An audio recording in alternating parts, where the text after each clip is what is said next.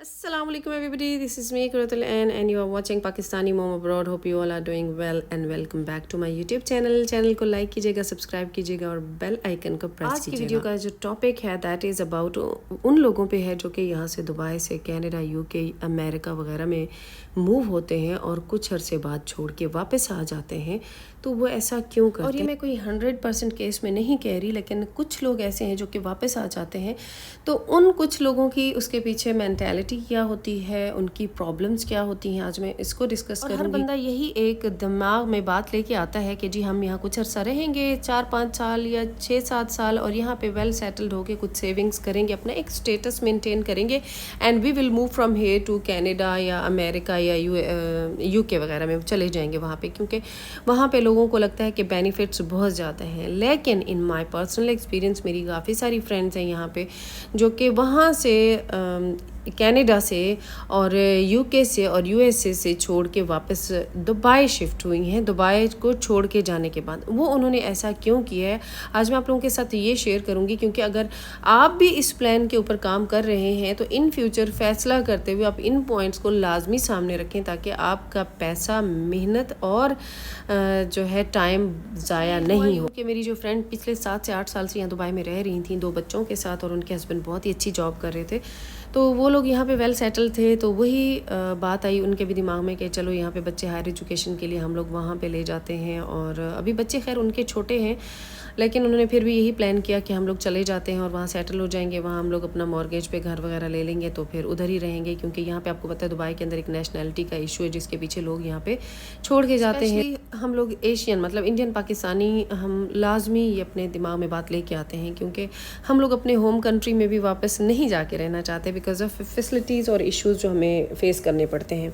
तो खैर वो भी उन लोगों ने भी यही किया और फिर आगे उन लोगों ने इमिग्रेशन के लिए अप्लाई किया, और क्योंकि उनके हस्बैंड की यहाँ पे अच्छी जॉब थी, रह रहे थे, तो इस वजह से उनकी इमिग्रेशन का हो गया और वो लोग चले गए। तो यहाँ से कहती हैं कि शुरू में सब अच्छा लग रहा था, बहुत खुश थे, एक्साइटेड थे कि चलें जी दुबई से कनाडा जा रहे हैं। और एक आपको पता है ये एक ऐसा स्टेप होता है लाइफ में, इंसान को फील होता है कि अच्छा जी we are moving on in life, अल्हम्दुलिल्लाह, मतलब तरक्की की तरफ जा रहे हैं, तरक्की कर रहे हैं। तो वही हुआ उनके साथ भी, वहाँ पे गई सारा, वो कहती हैं हर चीज़ स्क्रैच से स्टार्ट की, घर लिया शुरू में वहाँ पे रेंट पे, और रेंट थोड़े हाई थे यहाँ से, लेकिन अच्छे मतलब सारा सेटलमेंट कर ली और बच्चे भी स्कूल जाने लग गए, नॉर्मल था, ठीक था। लेकिन फिर यही हुआ उन लोगों ने ना पीआर अप्लाई की, तो पीआर का उनका प्रोसेस स्टार्ट हो गया। तो फिर कहती हैं कि थोड़े ही अरसे बाद जो सबसे बड़ी चीज़ थी ना हमारे लिए, ये लोग मूव हुए विंटर में और वेदर का बहुत बड़ा आपको पता है यहाँ का और कनाडा का बहुत बड़ा डिफरेंस है, और वहाँ पे ठंड बहुत सख्त पड़ती है, और ये जिस एरिया में शिफ्ट हुए वहाँ पे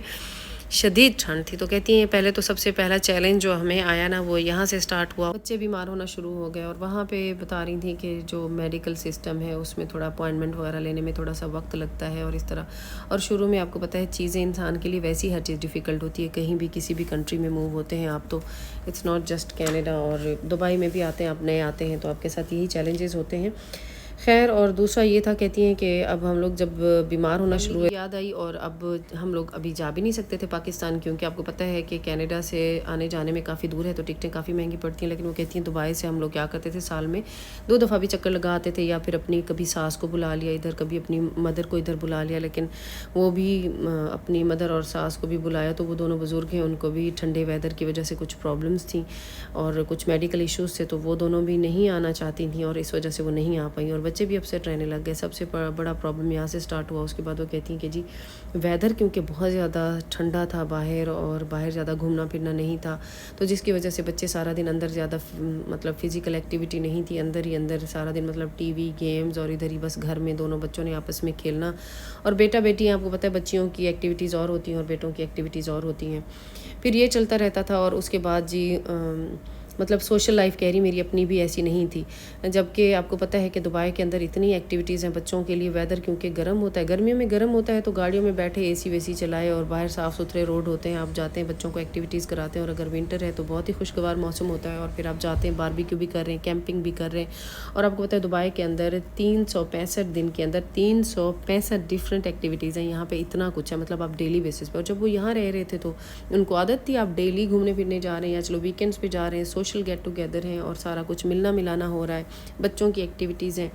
तो ये सारी चीज़ें कह रही, बच्चे भी बहुत ज़्यादा मिस कर रहे हैं और मैं अपनी सोशल लाइफ को भी मिस करी, जो मतलब यहाँ पे मेरा फ्रेंडशिप सर्कल था, घूमना फिरना था सारा।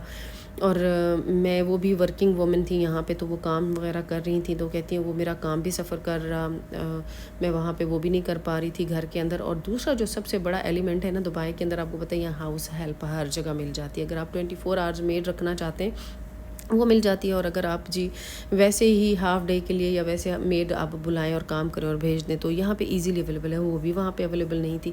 तो वो कहती है मतलब सफरिंग का लेवल इस तरह था, इस कदर मैं परेशान थी, कितना मतलब 4-5 महीने में हस्बैंड से ही कहती मुझसे नहीं हो पा रहा, हमने वापस जाना है, मैंने दुबई वापस जाना है। तो हस्बैंड पहले तो कुछ अर्सा सुनते रहे, उन्होंने कहा अच्छा चलो ठीक है, ऐसे करते हैं कि जी हम लोग अपना ना ये जो PR के लिए जो भी कुछ डॉक्यूमेंट्स वगैरह रिक्वायर्ड होते हैं, बस उन्होंने मुझे ये बेसिक सा बताया, वो हम करते हैं, प्रोसेस में डालते हैं, तो उसके बाद फिर चले जाएंगे और इसको हम कंटिन्यू रखेंगे। ये जो हमारा प्रोसेस है सारा, जब बड़े होंगे तो हम इनकी हायर एजुकेशन के लिए यहाँ पे आ जाएंगे। क्योंकि लोगों को जो सबसे बड़ी प्रॉब्लम दुबई के अंदर होती है ना, वो जहाँ तक मेरा पर्सनल एक्सपीरियंस है, एक इसके ऊपर होती है कि यहाँ पे नेशनैलिटी नहीं मिलती है या PR नहीं मिलती, परमानेंट रेजिडेंसी, या उसके बाद जी आपके बच्चों की हायर एजुकेशन यहाँ पे बहुत एक्सपेंसिव हो जाती है। तो उन्होंने कहा चले हम ऐसे करेंगे, जब हमारी PR मिल जाएगी तो हम लोग फिर बच्चों की हायर एजुकेशन कराने आ जाएंगे।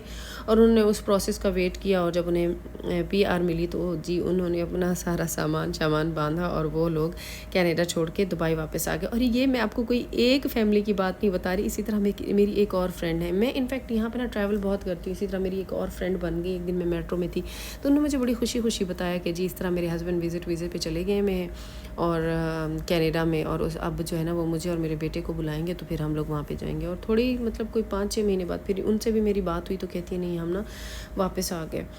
तो मैं आपको यहाँ पे ये सारी इस कहानी बताने का मकसद ये है, मैं आपको बताती हूँ कि जब अगर आप दुबई के अंदर सेटल हैं ना, तो आप ना ऐसी मूवमेंट नहीं करें जो कि रिक्वायर्ड नहीं है। हाँ, मैं आपको जो रिकमेंड करूँगी ना, यहाँ पे आप घर मॉर्गेज करें। दुबई के अंदर इन्होंने बहुत ईजीली आपको घर मॉर्गेज पे यहाँ मिल जाता है, और अपना घर लें, यहाँ पे घर बनाएं, 10-15 साल यहाँ पे रुकें, पहले सेटल हो जाएं, चले आपका घर है यहाँ पे, और अपने बच्चे स्कूल में डालें।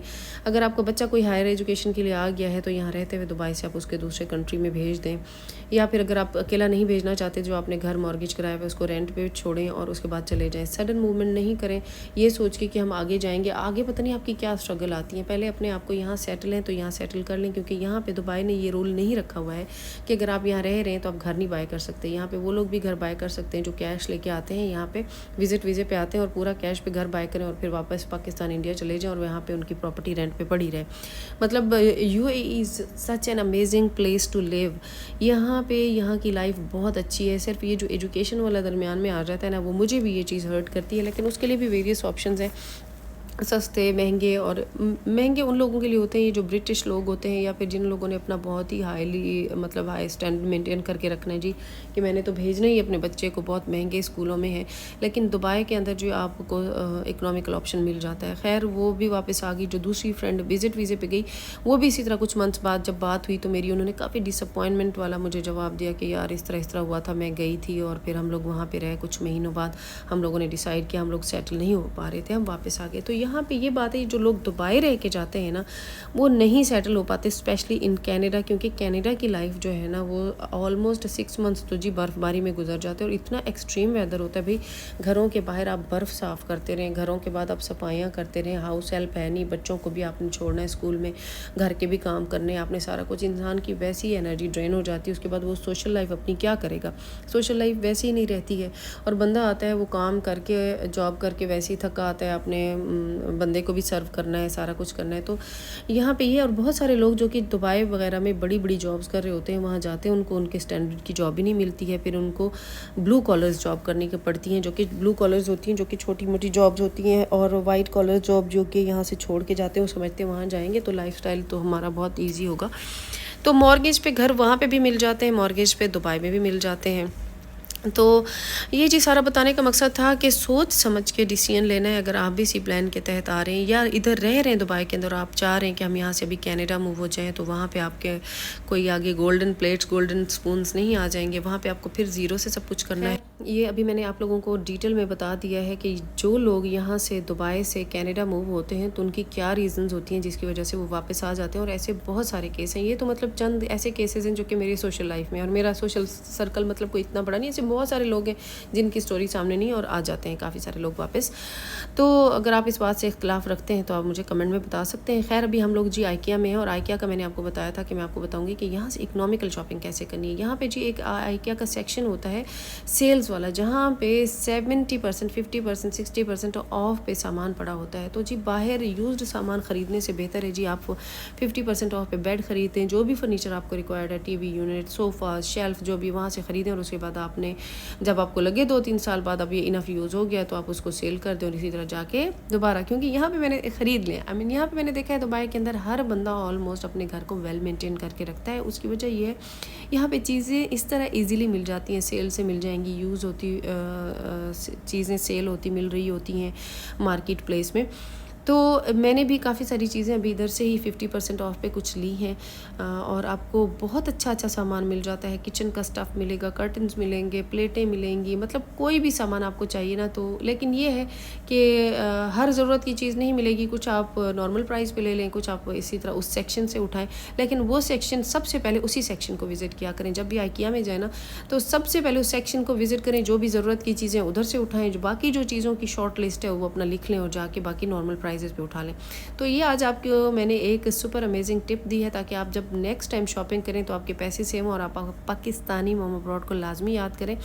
और जो है वो चैनल को लाइक करें, सब्सक्राइब करें, देखते रहें, सपोर्ट करें, ताकि मैं आप लोगों के साथ अच्छी अच्छी टिप्स शेयर करती रहूँ। अभी बस ये जी हमारी शॉपिंग कंप्लीट हो गई हुई है और हम लोग घर वापस जा रहे हैं, और यहाँ पे टाइम हो गया था जी 10:30। और नेक्स्ट व्लॉग में मैं आप लोगों को बताऊँगी कि इस टाइम मैं बड़े खुशी खुशी घर जा रही हूँ, और मैं यहाँ क्या भूल के जा रही हूँ मुझे पता ही नहीं। मैं अपना सबसे कीमती चीज़ यहाँ छोड़ के चली गई आइकिया में, और आइकिया की पार्किंग में।